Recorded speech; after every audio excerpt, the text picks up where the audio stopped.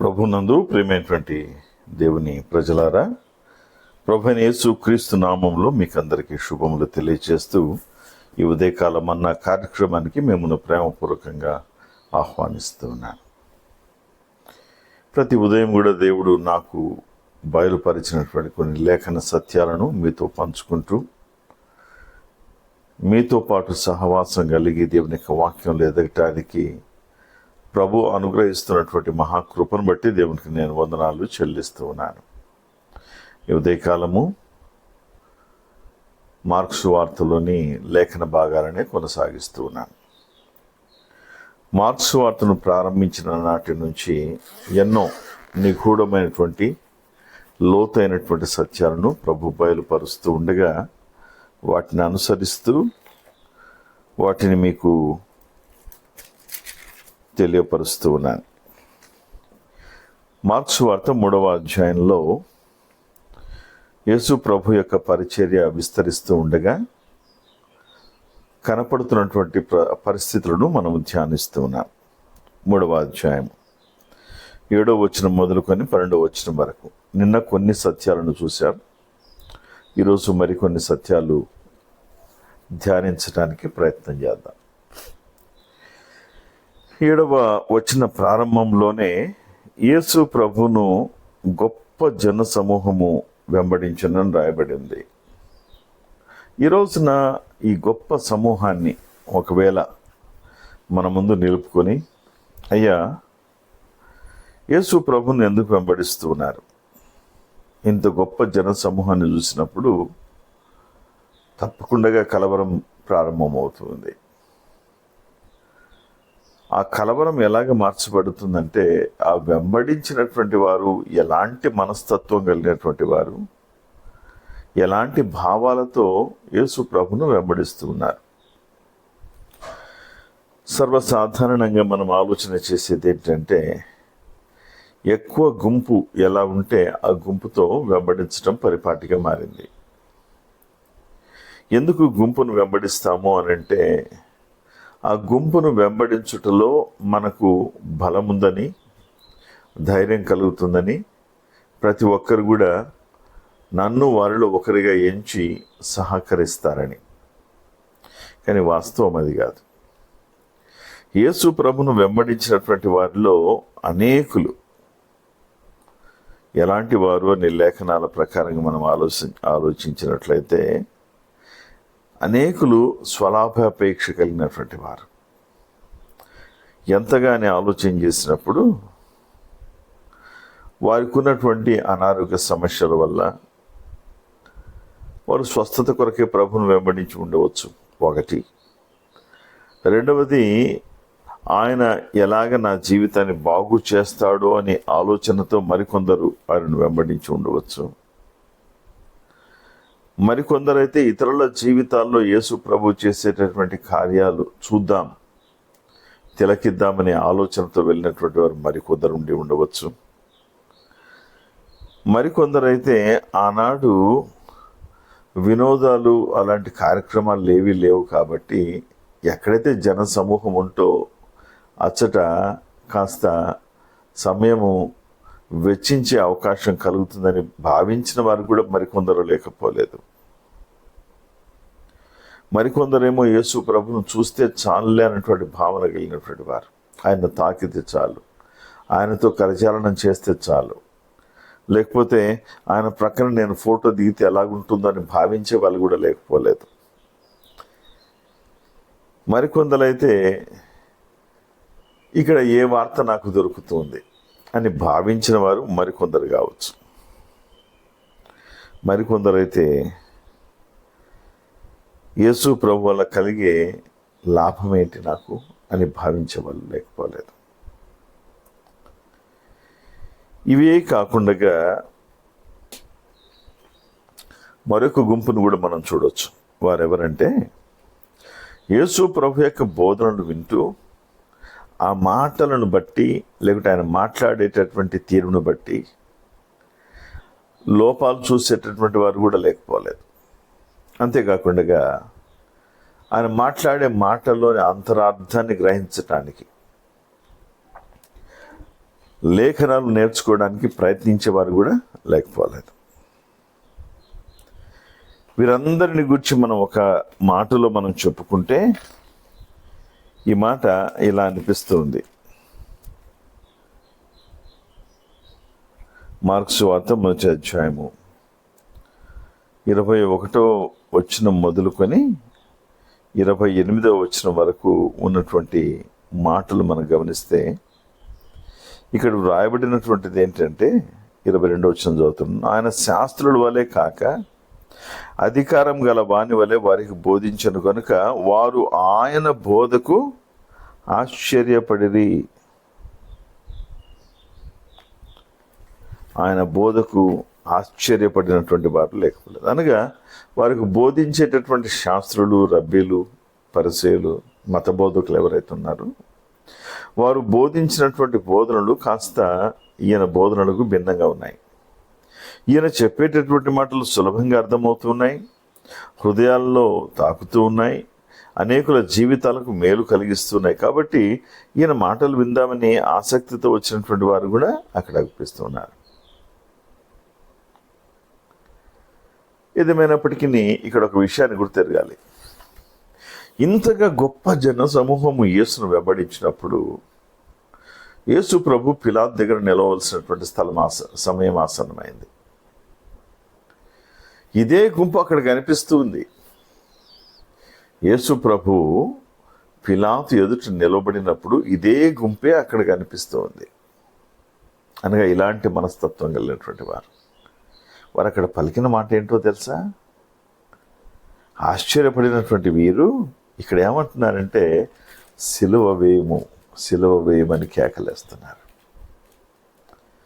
నిన్ను వెంబడించేటటువంటి వారు, లేకపోతే నీ చుట్టూ గుంపుగా ఉండేటటువంటి వారు ఎలాంటి వారు అనంటే నీ మరణానికి, నీ అంతానికి కారకులుగా మార్చబడతారు. యేసు ప్రభువును శిలువకు అప్పగించినటువంటి వారు కొత్త వారేం కాదండి. యేసు ప్రభు వల్ల వివిధ రకాలైనటువంటి మేళ్ళు పొందుకొని లబ్ధి పొందాలని ఆశపడినటువంటి వారే. కాబట్టి ప్రియ దేవుని బిడ్డలారా, ఈ రోజున ఈ వాక్యాన్ని ధ్యానిస్తూ ఉన్నప్పుడు దేవుడు నేర్పినటువంటి పాఠం ఏంటంటే, అనేకులు గుంపుగా తరలి వస్తున్నారు కదా అని వారిని చూసి ఆనందించడం కాదు కావాల్సింది. మనకు కావాల్సింది ఏంటి అని ఆలోచన చేస్తే యేసయ్య పరిచర్యను చాలా సూక్ష్మంగా గమనించినట్లయితే వీరందరితో పాటు మరొక గుంపు కూడా యేసు ప్రభుతో ఉంది. ఆ గుంపు ఏంటో తెలుసా? 12 మంది శిష్యులు. యేసు ప్రభు ఎక్కువ సమయం వెచ్చించింది వారితోనే. కారణం ఎందుకు అంటే వారిలో నేను నేర్పేటటువంటి సత్యాలు, వారికి నేను నేర్పేటటువంటి బోధనలు ఏవైతే ఉన్నాయో వారి జీవితాలను ప్రభావితం చేయాలి ఆయన ప్రధాన సంకల్పం. ఏదో గొప్పగా సంఘానికి వస్తున్నారు కాబట్టి ఆ సంఘంలో నేను సభ్యునై ఉండాలని ఆసక్తి కలిగినటువంటి క్రైస్తవులు ఈరోజు అనేకులు ఉంటున్నారు. కానీ సత్యవాక్యాన్ని, నిజమైనటువంటి దైవరాజ్య సంబంధమైనటువంటి సత్యాలు బోధించేటటువంటి వారు అరుదుగా కనిపిస్తారు. ఈ విషయాన్ని గుర్తెరగండి. గుంపులో నువ్వు వెళ్ళటం కాదు, కానీ నీకు ప్రభు నేర్పేటటువంటి బోధనలు నీకు నీ జీవితానికి ప్రయోజనకరంగా ఉన్నాయన్నటువంటి విషయాన్ని నువ్వు ఆలోచించకపోతే నువ్వు వారితో పాటు మమేకమైపోయి ఎక్కడికో వెళ్ళిపోతున్నావు, గమ్యం లేని చోటుకు వెళ్ళిపోతావు. ఇక్కడ ప్రభు దృష్టించినటువంటిది, లేకుంటే ప్రభు తన యొక్క బోధనలు ఎక్కువగా బోధించినటువంటి వారు ఎవరు అని అంటే శిష్యులే. వారికి బోధించినటువంటి బోధనలు ఏంటో తెలుసా? సమస్యలు కూడా వారిని తీసుకుని వెళ్ళాడు. పరిస్థితులు అనానుకూలంగా మారినప్పుడు వారి మనసులు కలవరపడగా ఈయన వారితో పాటే అక్కడ ఉన్నాడు. ఏదైతే అసాధ్యమని భావిస్తున్నారో అలాంటి సమయాల్లో లేదు ఇది సాధ్యమని వారికి బోధించినటువంటి వాడు. ఏ విధంగానైనా వారి జీవితాలకు పరలోక రాజ్య విలువలు తెలియాలి అని ఖచ్చితంగా వారికి బోధించినటువంటి వాడు ప్రభువైన యేసుక్రీస్తు. వారు బహు కొద్ది మందే. ఆ గుంపును చూసినప్పుడు, లేకుంటే ఆ సమూహాన్ని చూసినప్పుడు ఈ 12 మంది శిష్యులు చాలా చిన్న గుంపే. కానీ దేవుని బిడ్డలారా, వారి జీవితాలను పరిశీలించినప్పుడు వారు కొద్దిమంది అయినప్పటికీ వారి ద్వారా గొప్ప మాట అపోస్తల కార్యముల గ్రంథాలు కనిపిస్తుంది. వీరు లోకాన్ని తలక్రిందులు చేసేటటువంటి వారు. విన్నారన్నమాట. వారు ఇక్కడికి కూడా వచ్చి ఉన్నారు. ప్రియ దేవుని బిడ్డలారా, నువ్వు ఎంత పెద్ద సంఘానికి వెళ్తున్నావు అన్నటువంటిది కాదు, కానీ ఎక్కడ నీకు నిజమైనటువంటి దేవునికి వాక్యం లభ్యమవుతుందో దాన్ని గురించి ఆలోచించాలి. లేకపోతే నీకున్నటువంటి స్వలాభాపేక్ష మనస్సును ప్రక్కన పెట్టగలిగితే గాన ప్రభు నీ విషయాల్లో అన్నిటిలో కూడా ఆయన ఆసక్తిని కనపరిచి నిన్ను సరైనటువంటి సమయంలో అన్ని విషయాల్లో చాలినటువంటి కృపను నీ పట్ల చూపించగలడు. ఎవరు నీకు సహాయం చేయరు. ఇక్కడ గమనిస్తే ఈ శిష్యులు ఏం చేశారో తెలుసా? వాళ్ళ వాళ్ళు విడిచిపెట్టేశారు, వారి యొక్క వృత్తిని వదిలిపెట్టేశారు, యేసుక్రీస్తుని వెంబడిస్తూ ఆయనతో పాటు నడిచారు. వారిలో ఒకటి తప్పిపోయాడు, వాడిని గురించి మనం ఆలోచించట్లేదు ఇక్కడ. అయితే ఈ 11 మంది ఎవరైతే ఉన్నారో, యేసు ప్రభు ఆరోహణుడైన తర్వాత వారు జరిగించినటువంటి పరిచర్య సామాన్యమైనటువంటిది కాదు. వారు చేసినటువంటి పరిచర్య ఎంత గొప్పది అని అంటే అత్యున్నతమైనటువంటి సేవ చేశారు. ఈ రోజున సువార్త నీ చెవిని వినబడటానికి, నా చెవిని వినబడటానికి గల కారకులు ఎవరో తెలుసా? ఆ రోజు ప్రభు ఎన్నుకున్నటువంటి ఈ 12 మంది శిష్యులలో ఒకరై ఉన్నారు. ఆ విషయాన్ని జ్ఞాపకం చేసుకునండి. అలాంటి వ్యక్తిగా దేవుడు నిన్ను తీర్చిదిద్దాలని ఆశపడుతున్నాడు. నువ్వు క్రీస్తును వెంబడిస్తున్నటువంటి వాడవైతే, నువ్వు క్రీస్తును వెంబడించేటటువంటి వ్యక్తి అయితే, నీ క్రీస్తు నీ జీవితానికి రక్షకుడిగా ఉన్నాడు. ఆ విషయాన్ని ఆలోచన చేయి. నువ్వు వెంబడించేటటువంటి స్థలాన్ని బట్టి కాదు నువ్వు దేవుణ్ణి అనుసరించాల్సింది. నీకు ఏదైతే ప్రభు బోధిస్తున్నాడో దాన్ని ఖచ్చితంగా నువ్వు అనుసరించున్నాడు, దీవించబడతావు, ధన్యుడవుతావు. ఆ దీవెనలు కోల్పోకు. ఆ దీవెనలు ఒక్కసారి నీ జీవితంలో కోల్పోయినట్లయితే మరల వాటిని పొందుకోలేవు.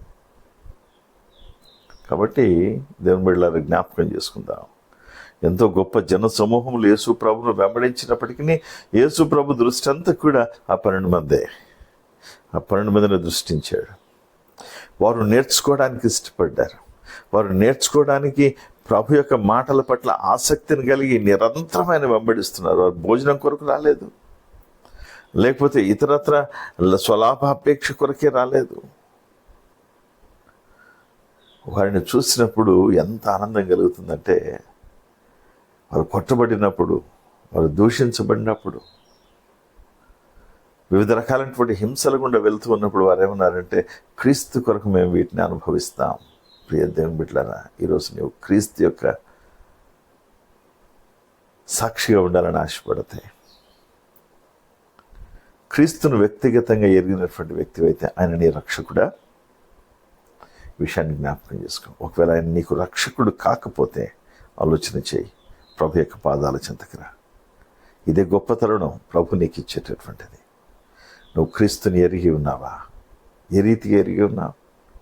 నీ జీవితంలో ఆయన చేసినటువంటి రక్షణ కార్యాన్ని బట్టి అవును నేను ప్రభుని ఎరిగి ఉన్నాను చెప్పగలిగితే నువ్వు ధన్యుడు అవుతావు. అట్టి ధన్యత నీకును నీ కుటుంబానికి నిరంతరము దీవెనకరంగా ఉండును గాక. ప్రేమగల మా తండ్రి, నీకు వందనాలు. మా జీవితాల్లో ప్రభు మేము కలిగి ఉన్నటువంటి స్థితి మీరు అనుగ్రహించినటువంటి కృపయే. అందరు బట్టి నీకు స్తోత్రములు. ఇది నా ప్రభు నీ వైపు మేము చూస్తూ ఉన్నాం. మాకు ఇచ్చినటువంటి అవకాశం, మాకు ఇచ్చినటువంటి మేలులు, మాకు ఇచ్చినటువంటి ఉపకారముల నిమిత్తమే నీకు స్తోత్రాలు అర్పించుకుంటూ నువ్వు చేసినటువంటి గొప్ప క్రియలను అనుభవించడానికి, నిజ సాక్షులుగా నీ కొరకు జీవించడానికి సహాయం దయచేయండి. ఏదో వాక్యము లేని చోట్లకు గుంపులుగా తరలి వెళ్ళటం కాదు, కానీ వాక్యాన్ని నేర్చుకునే ఆసక్తితో ప్రభా కొద్దిమంది అయినా కూడా అట్టి సహోదరులు నేనుంటాం, నాకు ధన్యత అనేటువంటి భావనతో ప్రభా నీ పాదాల దగ్గర ఉండడానికి సహాయం దయచేయండి. నీ కొరకు జీవించడానికి నేర్పమని యేసునామమున ప్రార్థిస్తున్నాం మా తండ్రి. ఆమేన్. తండ్రి, కుమార, పరిశుద్ధాత్మ త్రియేక దేవుని దీవెన, సన్నిధి, సమాధానం నిరంతరం మీకు తోడుగా ఉండి కాపుదలనిచ్చి నడిపించునుగాక. ఆమేన్. ప్రియ దేవుని బిడ్డలారా, ఈ ఉదయకాలము మరలా దేవుని యొక్క కృప మీకు తోడుగా ఉండాలని ఆశపడదు. ఆయన కృపలో మీరు వర్ధిల్లాలని, అలాగే నూతన వివాహ దినాలు, జన్మదినాలు జరిగించినటువంటి బిడ్డల కొరకు కూడా ప్రార్థన చేస్తూ ఉన్నాం. ప్రభు కృప మీకు తోడుగా ఉండును గాక. పరీక్షలు రాసేటటువంటి బిడ్డల కొరకు కూడా ప్రార్థన చేస్తున్నాం. దేవుడి వారికి సహాయం అనుగ్రహించి నడిపించును గాక. God bless you. Have a nice day.